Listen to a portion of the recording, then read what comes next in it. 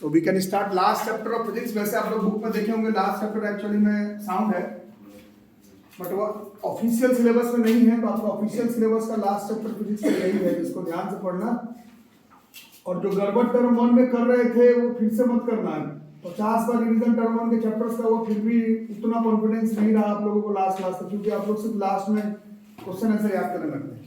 थोड़ा ठीक से समझो बुझो, क्योंकि कोविड का इफेक्ट आप लोग देख रहे हैं क्या रहेगा नहीं रहेगा। जैसे टर्म 1 का टॉपिक 5 बार रिवाइज हो गया, इस बार टर्म 2 का एक चीज 10 बार रिवाइज हो, उसका चांसेस कम है ना। इसलिए जितना जल्दी सिलेबस कवर हो रहा है पढ़ो, अच्छे से नोट्स बनाओ, अंडरलाइन करके रखो, खुद से भी स्टडी करने का हैबिट डालो। तो चैप्टर का नाम ऐसे वर्क एंड एनर्जी ही है ना। बट जब भी हम लोग पढ़ते हैं फिजिक्स में चैप्टर को, तो it is taught under the topic work energy and power, साथ में ही है सब, बट ऐसे ऑफिशियल टॉपिक में वर्क एंड एनर्जी है, पावर नहीं। सबसे पहले वर्क के बारे में समझना हम लोग स्टार्ट करेंगे।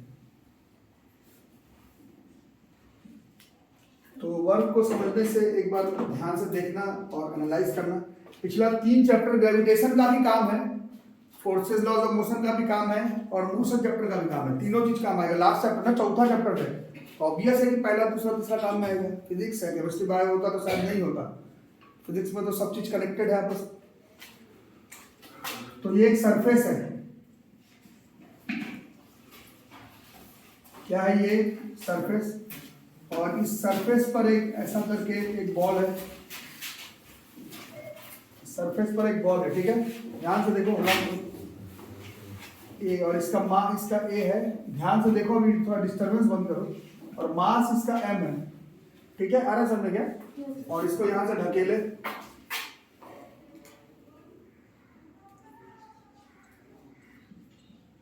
ठीक है। तो क्या होगा, देखो 9th खत्म होने को है, अभी बार बार मूव करना मत बताओ। न्यूटन का सेकंड लॉ ऑफ मोशन कहता है पहले इनर्शिया लगेगा, पहले वो जो बॉडी है वो आपके द्वारा लगाए जाने वाले फोर्स को अपोज करेगा। हर बार एक ही गलती कैसे कर देते हो, सिलेबस खत्म होने को है, अभी भी एक ही आंसर। तो अगर ये फोर्स उसकी इनर्शिया से ज्यादा हुआ तब ये इसको क्या करेगा, ये इसको ठेल देगा। और अगर ठेल दिया तो इसके साथ क्या होगा, इसके साथ होगा डिस्प्लेसमेंट। जैसे यहां से लगाएगा ना, इनर्शिया से ज्यादा हुआ, ठेल पाया तब, तो ये इसको यहां से यहां तक ठेल दिया, यहां से यहां तक मान लो डिस्प्लेस कर गया। ये कितना डिस्प्लेसमेंट हो गया इसका, एस। तो 2 चैप्टर देखो, एक चैप्टर पढ़ेंगे forces and laws of motion, forces and laws of motion, push और पुल इक्वल फोर्स, तो फोर्स लगा दिए। और पहला चैप्टर मोशन में हम लोग पढ़े कि ये बॉडी डिस्प्लेस कर चुका है, ठीक है। तो 2 अलग अलग फिजिकल क्वांटिटी इन्वॉल्व हुआ, फोर्स पर लगाए और डिस्प्लेसमेंट हुआ। तो जब जब फोर्स प्रोड्यूसेस मोशन, फोर्स भी होना चाहिए, मोशन भी होना चाहिए, तब जो चैप्टर बनता है, तब जो फिजिकल क्वांटिटी बनता है, तब जो कॉन्सेप्ट बनता है, बाद में लिखना छोड़ो, उसको ही हम लोग कहते हैं वर्क। वर्क ये जो चैप्टर है इसका इंट्रोडक्शन यही है कि एक ऑब्जेक्ट में फोर्स, तो जैसे दीवार पर मैं फोर्स तो लगा रहा हूँ, इसके ऊपर फोर्स तो लगा रहा हूँ, बट इसका डिस्प्लेसमेंट नहीं हो रहा, तो ये नहीं है इस चैप्टर का पोर्शन, ठीक है। बट एक फुटबॉल लूंगा और उस पर जैसे फोर्स लगाऊंगा वो क्या करेगा, जैसे फोर्स भी लगा और उसके साथ क्या होगा, डिस्प्लेसमेंट भी होगा। ये किस टॉपिक हो गया, यही है इस चैप्टर का नाम, इसी को ही हम लोग कहते हैं वर्क एनर्जी। और आगे थोड़ा दिन बाद देखेंगे पावर के बारे में। तो वर्क के लिए क्या क्या होना जरूरी है, force should produce motion. Force जब जब मोशन प्रोड्यूस करेगा तब तब ये चैप्टर, ये फिजिकल क्वांटिटी गेम में आएगा। जब जब वो फोर्स मोशन नहीं प्रोड्यूस करेगा तब तक वो इस चैप्टर का पोर्शन ही नहीं होगा, तब तक वो forces and laws of motion का होगा, मोशन का होगा। बट फोर्स प्रोड्यूसेस मोशन, तो वो बनेगा वर्क। कोई दिक्कत, ठीक है। तो वर्क होने के लिए क्या करना पड़ेगा, व्हेन फोर्स प्रोड्यूसेस मोशन, ठीक। तो ये डायग्राम को एनालाइज करोगे, इस डायग्राम को भी अभी आप लोग एनालाइज करेंगे। पहले अभी कोई लिखना पढ़ना बंद करो, थोड़ा देखना पड़ेगा। तो ये काठ का गाड़ी है, बचपन में हम लोग खेलते थे, आजकल तो आप लोग सिर्फ सब्जी और क्या MGI खेलते हैं, पता नहीं वो BGI, तो अच्छा वही है। पहले काठ का गाड़ी से कभी खेलते होंगे बचपन में, तो आइडिया होगा। अब तो रिमोट से खेलते थे, नहीं उससे नहीं बात करेंगे। ध्यान से देखो, ये एक ऐसा गाड़ी है, बचपन में काठ से खेलते थे हम लोग, है ना। सब लोग बताना जरा ये। और यहाँ पर हम लोग हैं, यहाँ हाथ है, आदमी बनाना है तो बनाओ, मत बनाओ। ये हाथ सिंपल ड्राइंग करते थे। नहीं। ठीक है, ये हाथ है, समझ आओगे ना।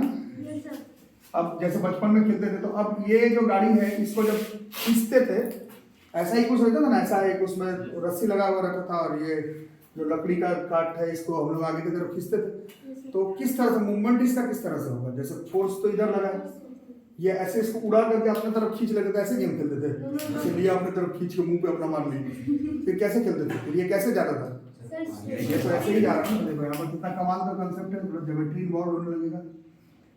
इस केस में आप लोग देख रहे होंगे जो लोग पढ़ने में अच्छे हैं, यहाँ पर भी डिस्प्लेसमेंट हो रहा है, ऐसा नहीं कि डिस्प्लेसमेंट नहीं हो रहा है, बट इस बार देखोगे अगर, इस बार नया फोर्स है और ये डिस्प्लेसमेंट है, इस बार इन दोनों के बीच में एक एंगल बन रहा है ना समझे। तो डेफिनेशन के हिसाब से ऐसा नहीं है कि यहाँ पर वर्क नहीं होगा, वर्क तो हो ही रहा है ना। उनको टॉपिक क्या बताएगा, व्हेन फोर्स प्रोड्यूसेस मोशन, तो कर ही रहा है ना, ये फोर्स लगाए हो और ये मोशन तो है ही, ऐसा तो थोड़ी है, तो वर्क डन इसमें भी हो रहा है, बट इसमें फोर्स और डिस्प्लेसमेंट के बीच में एंगल नहीं बन रहा था, और इस केस में आप देख रहे हैं तो फोर्स और डिस्प्लेसमेंट के बीच में एंगल बन रहा है, बट उससे कोई फर्क नहीं पड़ता है। चैप्टर का नाम या फिर वर्क का मतलब होता है work is said to be done, बोलो एक बार साथ में, work is said to be done when force produces motion. Angle बना रहा नहीं बना रहा उससे मतलब नहीं है, जब जब उस फोर्स के वजह से मोशन होगा तब तक वहां पर एक फिजिकल क्वांटिटी इन्वॉल्व होगा, और उस फिजिकल क्वांटिटी को ही हम लोग वर्क डन कहेंगे। इस केस में भी वर्क डन हो रहा है और इस केस में भी वर्क डन हो रहा है, क्योंकि दोनों ही केस में फोर्स लगाने के वजह से ही क्या हुआ है, चाहे बिल्कुल जिधर फोर्स लगा है बिल्कुल उसी एंगल पर गया, चाहे ऐसे गया, बट उससे क्या, ये घोड़ा गाड़ी जो है वो काट का गाड़ी अपने से थोड़ी मूव कर रहा है, ये मूव क्यों कर रहा है, फोर्स तो तुम लगाए एंगल पे लगाए, उसका क्या उपाय है वो आगे देखेंगे। बट बोलने का मतलब है जब जब फोर्स मोशन क्रिएट करेगा, कॉज करेगा, तब तक एक फिजिकल क्वांटिटी इन्वॉल्व हो जाएगा, जो कि आपका चैप्टर नंबर 4 है फिजिक्स का। वर्क वहीं पर आएगा जहां पर फोर्स प्रोड्यूसेस मोशन। ठीक है, लिखो, मैंने डायग्राम पहले बना, फिर थ्योरी लिखी। थोड़ा थ्योरी लिखेंगे, बताओ क्या थ्योरी समझा, अपने से बताओ, जो समझे वही लिख दिया जाए, बोलो। Work is a physical quantity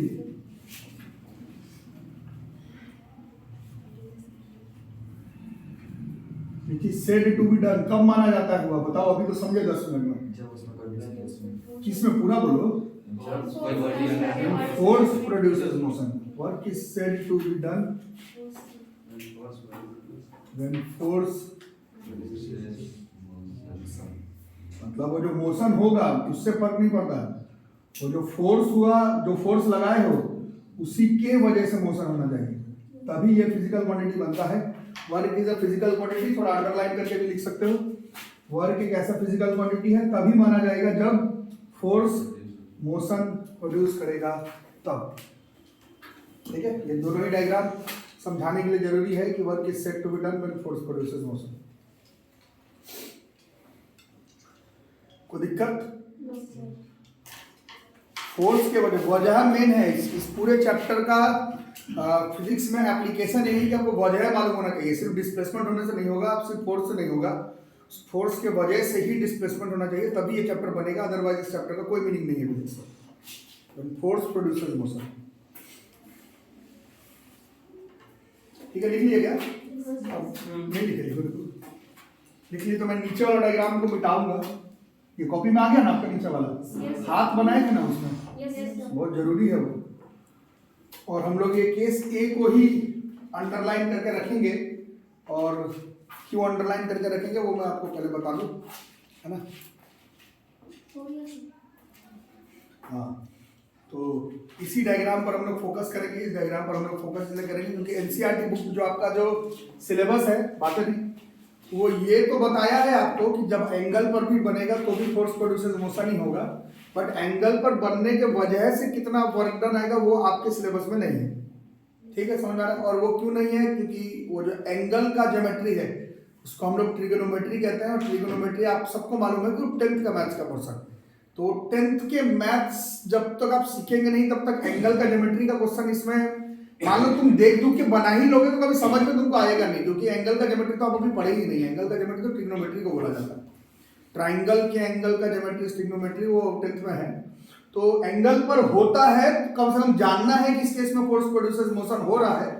but जो क्वेश्चन है, जो प्रूफिंग है, जो थ्योरेटिकल अप्रोच है, जो ग्राफ है, वो इस डायग्राम पर आपके बुक पे दिया हुआ है। हम लोग एंगल वाला भी पढ़ेंगे, बट जो सिलेबस है वो इस डायग्राम पर। समझा ना? कोई पूछे कि एंगल पर फोर्स लग रहा है, डिस्प्लेसमेंट हो रहा है, तो क्या होगा, तो बोलना वर्क डन होगा, बट वो कितना होगा आपसे नहीं पूछा जाएगा, क्योंकि वो आपके क्लास का सिलेबस का पोर्शन नहीं है। ठीक है, हमारे को इस डायग्राम पर फोकस करना है। इस डायग्राम में देखो क्या क्या लग रहा है, तो फोर्स लगा और बॉडी क्या किया, वो एक जगह से दूसरे जगह पर चला गया और डिस्प्लेसमेंट हो गया। इस केस में, इन केस ए, इस केस में ऐसे केस ए लिख देंगे। ए नाम रखे हो ना इसका, लिख लेना, नोट्स कॉपी ऐसे ही बनता है। इस केस में जो वर्क डन होगा, ध्यान से देखोगे तो क्या क्या हुआ, कौन कौन सी पिछले 15-20 मिनट से हम लोग पढ़ रहे हैं, क्या क्या जरूरी है, फोर्स और डिस्प्लेसमेंट, और कोई चीज है नहीं जिनमें अगर आप एंगल वाले को हटा देते हैं तो यहाँ पर ये फोर्स लगा रहे थे और हो रहा था इसमें डिस्प्लेसमेंट। इन दोनों चीज को मिला करके वर्क डन का फॉर्मूला बन जाता है और कुछ नहीं। जैसा मोमेंटम को हम लोग पढ़े थे, मास इनटू वेलोसिटी, है ना, उससे कोई कनेक्शन नहीं है, बस बता रहा हूँ कि कोई बॉडी के पास मास और दौड़ रहा है तो उसके पास मोमेंटम होगा। किसी ऑब्जेक्ट पे फोर्स लगा दिया, वो डिस्प्लेस कर गया, तो फोर्स और डिस्प्लेसमेंट को सिर्फ मल्टीप्लाई कर दोगे तो जो फिजिकल क्वांटिटी बन के आएगा उसी को हम लोग वर्क डन कहेंगे। बोलो कोई दिक्कत है ना? फोर्स इनटू डिस्प्लेसमेंट हो गया। और ये केस ए का ही है, या फिर आप बोलोगे आपको यही फॉर्मूला पढ़ना है, वर्क डन बराबर फोर्स इनटू डिस्प्लेसमेंट, क्योंकि केस बी जो एंगल वाला था वो आपके सिलेबस में नहीं है। तो आप 9th में अगर वर्क डन का सिर्फ यही फॉर्मूला भी बोल दें कि फोर्स इनटू डिस्प्लेसमेंट, तो भी सही हो जाएगा। फोर्स और डिस्प्लेसमेंट का मल्टीप्लाई को वर्क कहते हैं। एंगल का कॉन्सेप्ट आपके क्लास में नहीं, आप इतना भी बोल देंगे तो चल जाएगा। ठीक है, तो इस हिसाब से अगर हम लोग इसका यूनिट देखते हैं, तो पिछले चैप्टर में देखे थे फोर्स का यूनिट था न्यूटन और डिस्प्लेसमेंट का मीटर, बाई नहीं है, मल्टीप्लाई है, newton metre, newton by metre नहीं, इसका यूनिट होगी। ठीक है, समझ आ रहा है सबको? पहले देख लो फिर लिखो आगे। ये एक फिजिकल क्वांटिटी है, इसका स्टैंडर्ड इंटरनेशनल यूनिट दुनिया के महानतम साइंटिस्ट में से एक के नाम पर दिया हुआ है। स्टैंडर्ड इंटरनेशनल यूनिट इसका जूल, यूनिट नहीं, यूनिट है न्यूटन मीटर, और स्टैंडर्ड इंटरनेशनल यूनिट जूल। देख लो ना कितना स्टैंडर्ड इंटर, अभी लिखना बंद करो। स्टैंडर्ड इंटरनेशनल यूनिट जो है इसका जूल है। आ रहा है समझ सबको? अब यहाँ देखो, ठीक है, अब थोड़ा सा देखना किसको किसको मल्टीप्लाई करके डिस्प्ले वर्क डन आ रहा है। तो फोर्स मान लो ऐसे, अभी ऐसे मान लो बस, फोर्स का वैल्यू 5 न्यूटन ऐसे मानना है बस, और डिस्प्लेसमेंट का वैल्यू मान लो है 2 metre, force 5 newton, displacement 2 metre, तो वर्क डन कितना हो गया? 10 जूल हुआ, है ना। अब मान लो ये 10 जूल बोले हो ना, अब सोचो कि फोर्स मान लो यहां से लगा रहे हो तो 5 न्यूटन का मान लो, और 2 मीटर इस तरफ जाएगा, ऑब्वियस है इधर मारोगे तो इधर जाएगा। अब वर्क डन कितना आएगा? नहीं नहीं नहीं नहीं नहीं नहीं नहीं नहीं नहीं नहीं, आप लोग गड़बड़ा जा रहे हैं। ऐसे बोलोगे तो फिजिक्स का डैश डैश एक हो जाएगा, फिर ऐसे नहीं। इस डायग्राम में मान लो मैं फोर्स इधर से मारा 5 न्यूटन का, और ये 2 मीटर डिस्प्लेस हो रहा है, ये इधर से इधर आ रहा है। अब तुमसे वर्क डन पूछा जाएगा तो कितना हो जाएगा? 10 ही होगा। माइनस का कॉन्सेप्ट कहां से आ गया अचानक से दिमाग में? जैसे यहां से बॉल को खेलेंगे तो 10 जूल का काम पड़ेगा, और इधर से एक बॉल को खेलना है तो माइनस 10 जूल का काम हो जाएगा। ऐसे कैसे? जूल वर्क तो तुम कर रहे हो, इधर से करो चाहे उधर से।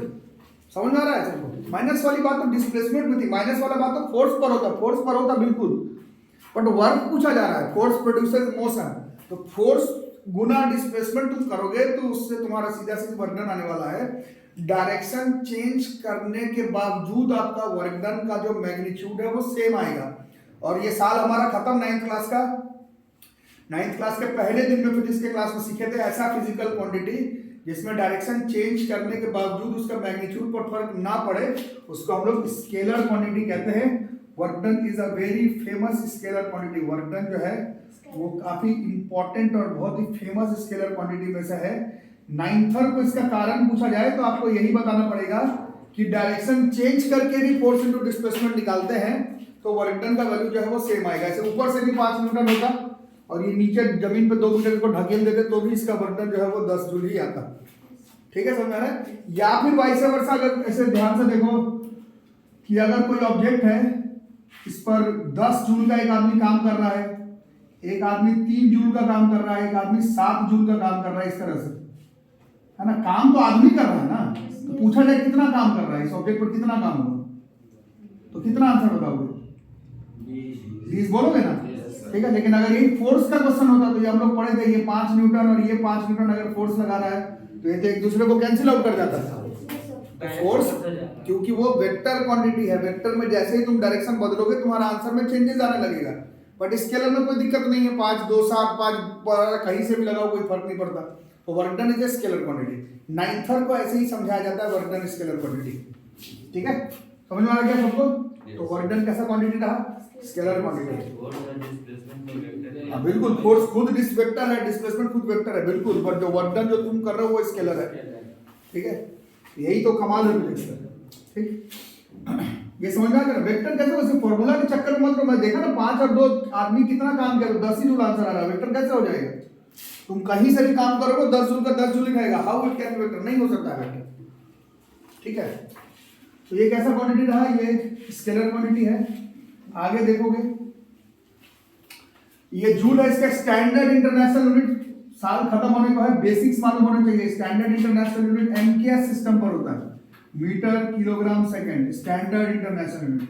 इसका एक छोटा यूनिट भी होता है, जैसे फोर्स का छोटा यूनिट हम लोग कुछ दिन पहले याद किए, डाइन था, लिखवाया था कॉपी में, सीजीएस यूनिट। बिल्कुल, एमकेएस होता है स्टैंडर्ड इंटरनेशनल यूनिट, छोटा यूनिट। छोटा छोटा फिजिक्स में काम नहीं बनता, उसका नाम होता है सीजीएस, सेंटीमीटर ग्राम सेकंड, छोटा यूनिट। और फोर्स और वर्क डन 9th और 10th क्लास में ऐसा 2 फिजिकल क्वांटिटी है जिसका स्टैंडर्ड इंटरनेशनल यूनिट के साथ साथ सीजीएस यूनिट भी याद करना पड़ता है।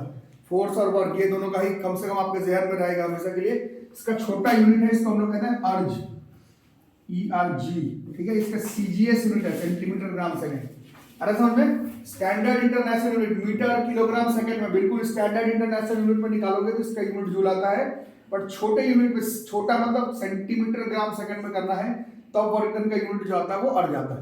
ठीक है, और 1 जूल ये स्टैंडर्ड इंटरनेशनल यूनिट है और ये इसका छोटा यूनिट है। तो 1 जूल में होता है 10 की पावर 7 अर्ज। ये आपको याद करना है, कितना होता है 1 जूल में? 10 की पावर 7 अर्ज। ये साइड में हम लोग लिखेंगे कि कैसे होता है, अभी आप लोग खुद ही बता देंगे। वर्क का फॉर्मूला क्या देंगे? फोर्स इनटू, और फोर्स का फॉर्मूला कुछ दिन पहले देखे थे, जैसे mass into acceleration into displacement.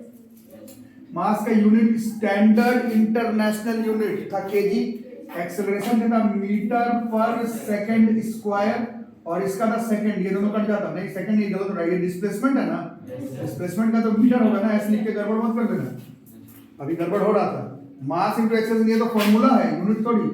Unit लिखने बैठेंगे तो ये मास का केजी, एक्सेलरेशन का metre per second square, displacement का मीटर। ठीक है, आ रहा समझ में क्या? ये आ गया केजी मीटर का स्क्वायर पर सेकंड स्क्वायर। तो वर्क डन का एक और जो यूनिट, न्यूटन मीटर तो लिखे ही हो, साथ साथ इसका यूनिट और भी क्या यूनिट बन रहा है? इसका एक और यूनिट बन रहा है KG metre square by second square. ये भी वर्क डन का ही यूनिट है। अरे समझ में? इसको छोटे यूनिट में कन्वर्ट करना आप लोग करेंगे, आप लोग करेंगे, आप लोग करेंगे। 1 केजी में कितना ग्राम? 1000 ग्राम। 1 मीटर में कितना सेंटीमीटर? बट स्क्वायर है तो 100 गुना 100, तो ये मीटर का स्क्वायर हो जाएगा सेंटीमीटर का स्क्वायर बाय सेकंड स्क्वायर। आ रहा समझ में? अब देखो एक्सपोनेंट अभी आप लोग मैथ में पढ़े थे, कितना हो गया? 10 की पावर ये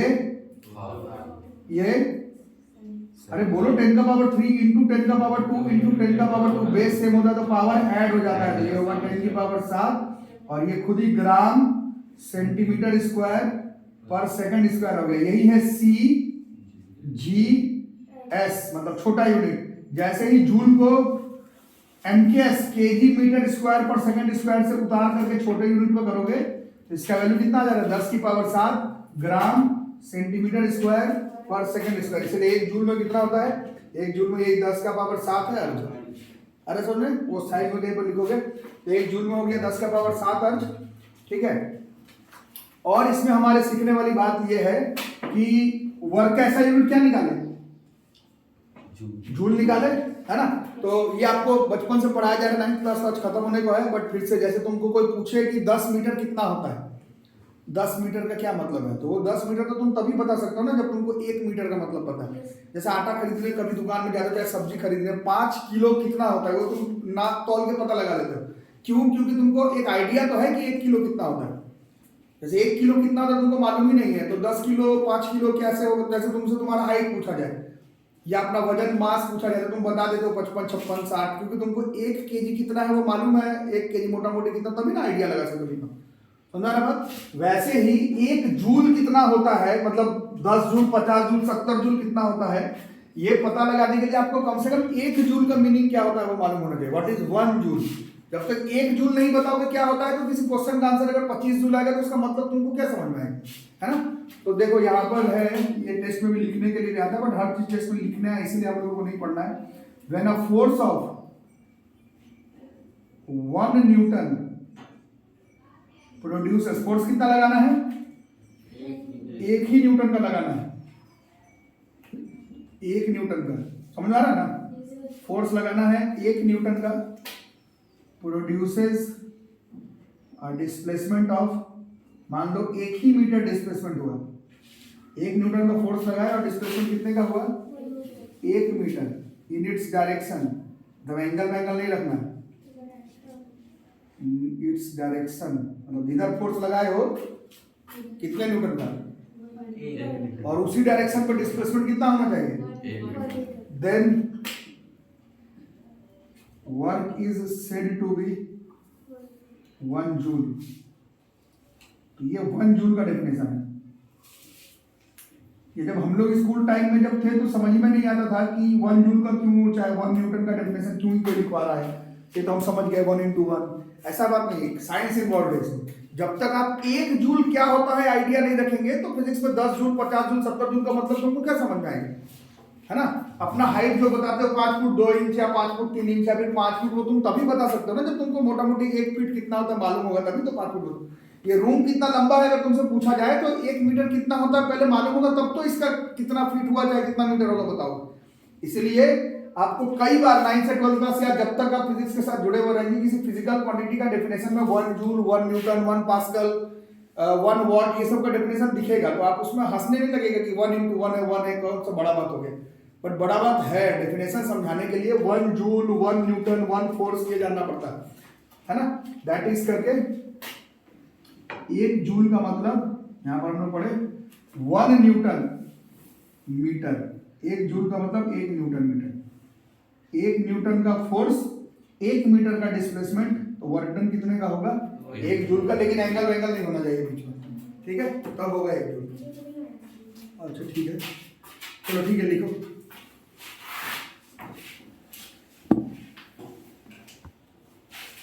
ठीक है, तो when a force of 1 newton produces a displacement of 1 metre in its direction then work is said to be 1 joule. तो इसका डेफिनेशन जरूर पूछा जाएगा आपसे एग्जाम में।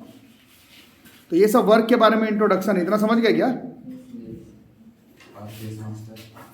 तो अब आगे देखो, वर्क एनर्जी एंड पावर का, तो ये अभी वर्क डन का देखिए डेफिनेशन फॉर्मूला सब देख लीजिए। अब यहाँ पर नोट बना करके लिखो। तो जो पहला वाला केस था, यहां पर ऑब्जेक्ट में फोर्स ऐसे लगाए तुमने,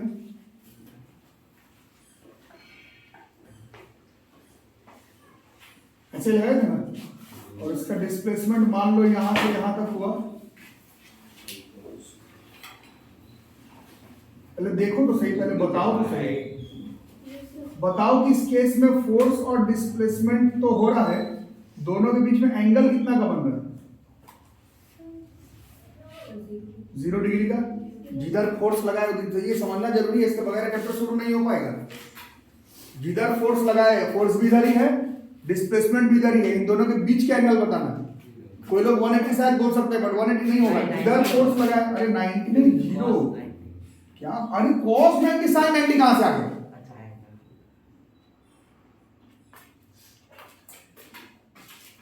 इधर फोर्स लगा रहे हैं, इधर फोर्स और डिस्प्लेसमेंट भी इसी तरफ हो रहा है, इन दोनों के बीच का एंगल बताना। ये नहीं है दोनों के बीच का एंगल, फोर्स और डिस्प्लेसमेंट के बीच का एंगल, फोर्स भी उसी तरफ है, डिस्प्लेसमेंट भी उसी तरफ है, तो दोनों के बीच का एंगल कितने डिग्री का हुआ? 0 डिग्री का हुआ। इस केस में व्हेन एंगल बिटवीन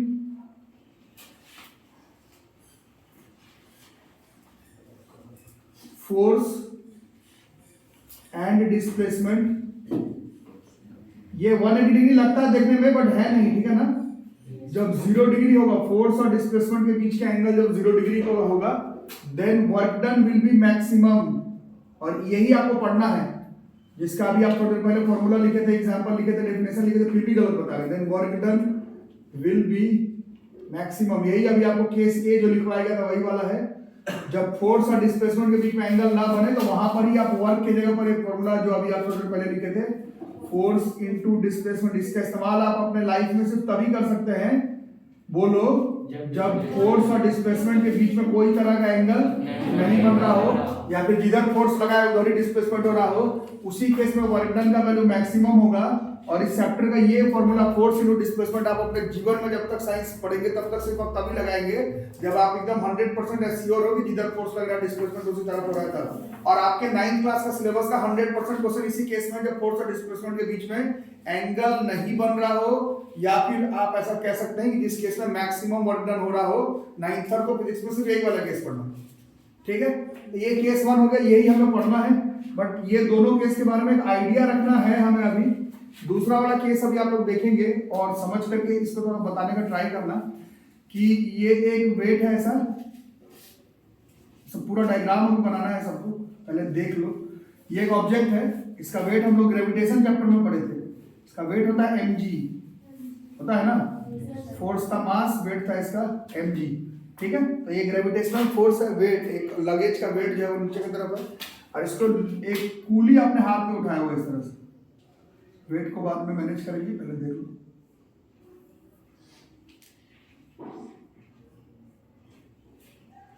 पगड़ी है, कुली का रहता है, तो डायग्राम बनाना है सबको, पहले देखेंगे।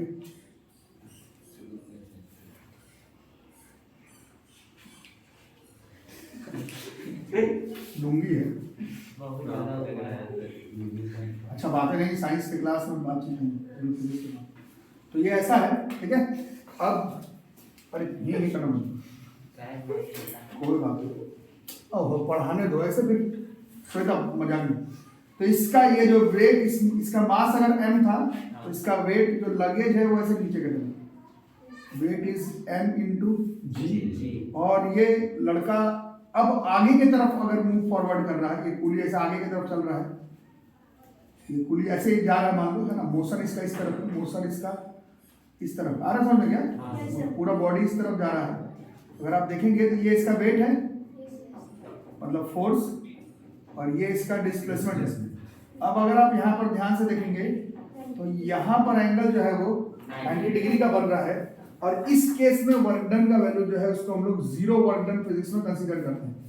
Work done by gravitational force अगर इसमें बात किया जाए, इस केस में ये जो वर्क डन है वो 0 बनेगा इसमें, ठीक है। क्यों 0 बनेगा, अगर आप ध्यान से सोचेंगे और बताएंगे अपने से सोच करके, वेट मतलब जो भार है वो किस तरफ लग रहा था, नीचे की तरफ, ठीक है। वेट ऑब्जेक्ट का भार नीचे की तरफ, और वो कूली जा रहा है ऐसे सामने की तरफ। फोर्स कौन लगाया इसमें, नहीं, फिर गलत हो गया, आदमी का फोर्स लगाते ही बात गड़बड़ा जाएगा। और यही मैं बोल रहा हूँ, यही चैप्टर का नाम है, इस चैप्टर में फोर्स प्रोड्यूसेस मोशन नहीं, फोर्स कौन सा है, मोशन कौन सा है वो देखना पड़ेगा। यहाँ पर फोर्स कौन सा, ये भार है, वेट आदमी लगा रहा है, वेट उस ऑब्जेक्ट का है, और उस पर कौन वो फोर्स लगा रहा है, उस पर पिछले चैप्टर में पढ़े थे, वो जो फोर्स है वो ग्रेविटेशनल फोर्स लगा है। तो ग्रेविटेशनल फोर्स नीचे की तरफ है और लड़का जा रहा है आगे की तरफ। क्या उस फोर्स ने वो मोशन प्रोड्यूस किया, सोच के बताओ। उस फोर्स तो ग्रेविटेशनल फोर्स ऑब्जेक्ट को नीचे लेकर के जा रहा था, कूली लगेज को लेकर के आगे की तरफ जा रहा है। फोर्स इस देखो, अभी से 40 मिनट पहले हम लोग पढ़े थे, जब फोर्स प्रोड्यूसेस मोशन तब तक होगा वर्क, नहीं पढ़ाए थे अभी थोड़ी देर पहले। बट उस फोर्स के वजह से मोशन होना चाहिए, इस चैप्टर का नाम है। ये अगर आप समझ गए तो आपको हमेशा के लिए फायदा, सिर्फ यूनिट टेस्ट हाफ की बात नहीं है। आप पहला स्टेप में समझेंगे फोर्स प्रोड्यूसेस मोशन, दूसरे स्टेप में समझेंगे कॉज उस मोशन का वही फोर्स होना चाहिए, नहीं तो वो गेम में नहीं है। तो यहाँ पर आपको फोर्स भी दिख रहा है, मोशन भी दिख रहा है, बट फोर्स ग्रेविटी का है, नीचे की तरफ लग रहा है, लड़का जा रहा है आगे की तरफ, दोनों के बीच में उस फोर्स के वजह से किसी तरह का कोई कनेक्शन नहीं है। इस वजह से इस केस में वर्क डन का वैल्यू जो आएगा वो 0 आएगा। और इसको याद हम लोग आगे पढ़ेंगे, बट अभी भी करेंगे जब हम लोग एंगल बिटवीन फोर्स और डिस्प्लेसमेंट 0 के साथ, अब जब 90 डिग्री देखेंगे फोर्स और डिस्प्लेसमेंट, फोर्स और डिस्प्लेसमेंट के बीच में 90 डिग्री देखेंगे, उस केस में वर्क डन का वैल्यू हम लोग 0 बोलेंगे।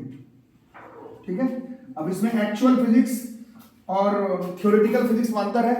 एक्चुअल फिजिक्स देखेंगे तो आदमी काम जरूर कर रहा है, अगर वो काम नहीं करता तो पैसा नहीं मांगता, ऑब्वियस है, he is doing some work. But physics में अगर वो वर्क निकालने का तुम्हारे पास कोई फॉर्मूला नहीं है, इस केस में कभी भी वर्क डन फिजिक्स के हिसाब से निकालेंगे तो 0 ही आएगा, क्योंकि फोर्स लग रहा है ग्रेविटी के नीचे की तरफ और लड़का चल रहा है आगे की तरफ, दोनों के बीच में कोई कनेक्शन ही नहीं है, तो आंसर कभी भी कैलकुलेशन करेंगे तो 0 ही आएगा।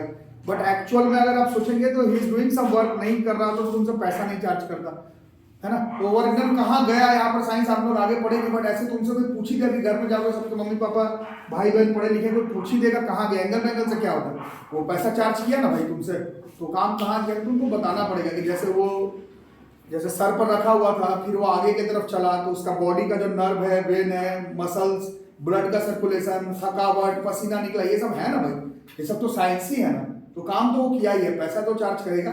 बट फिजिक्स के हिसाब से गुना भाग करके ही कैलकुलेशन करने वाला, तो इस केस में हमेशा ही वर्क डन का वैल्यू 0 आएगा। समझ में आ गई बात। तो एक्चुअल फिजिक्स और थ्योरेटिकल फिजिक्स में अंतर होता है।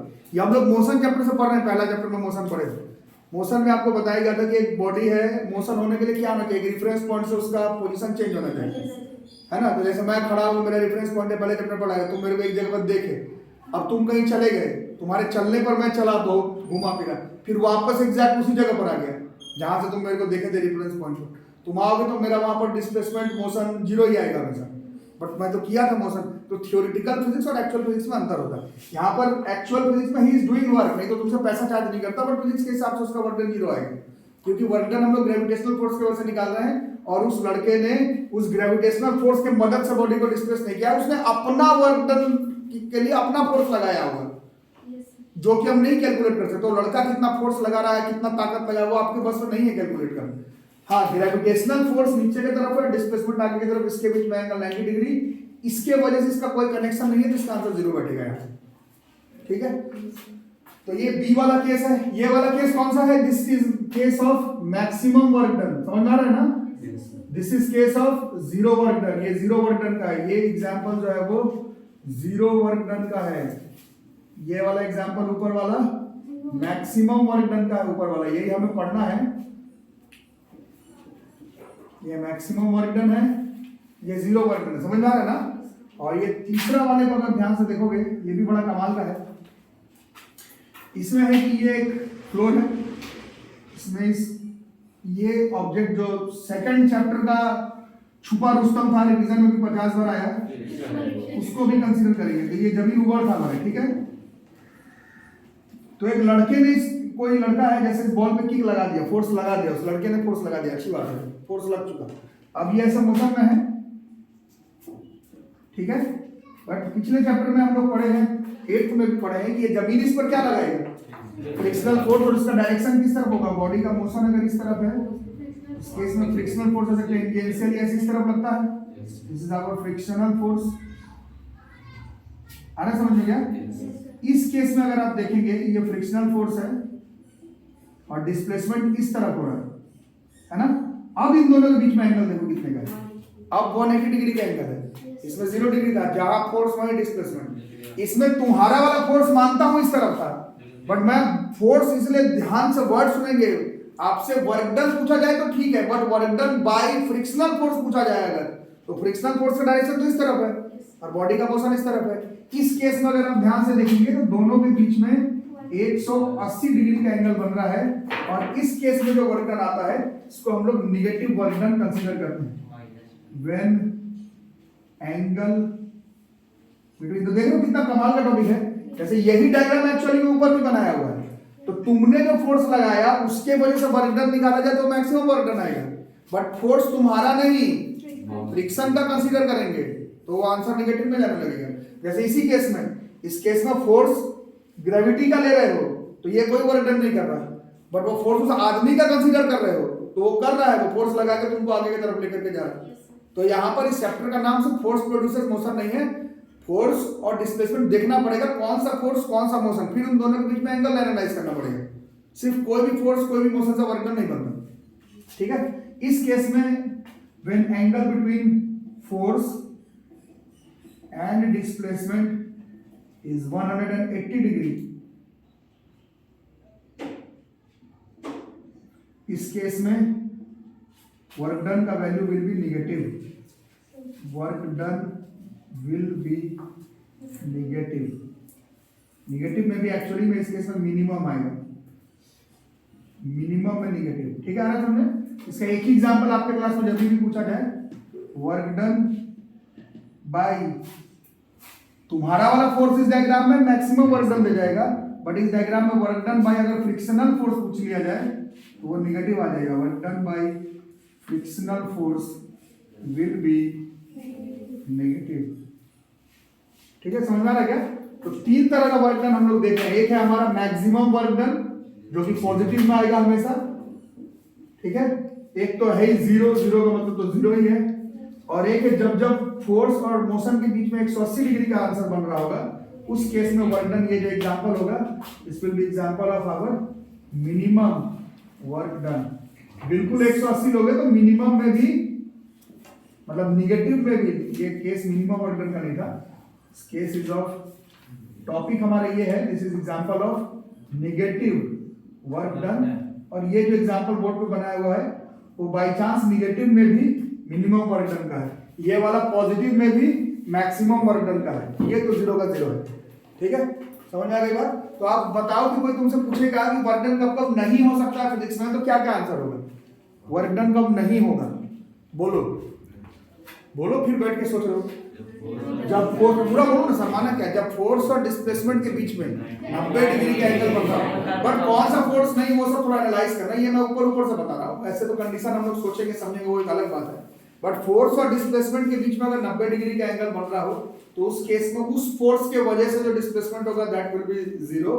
और दूसरा है कि तुम फोर्स, जो चैप्टर का नाम था, फोर्स तो लगा दिया दीवार पर बट डिस्प्लेसमेंट ही नहीं हो रहा है, तो उस केस में भी वर्क डन जीरो होगा। तो वर्क डन जीरो का दो क्राइटेरिया है, फोर्स लगाया डिस्प्लेसमेंट ही नहीं हुआ तो जीरो वर्क डन, इस चैप्टर का नाम ही नहीं बना।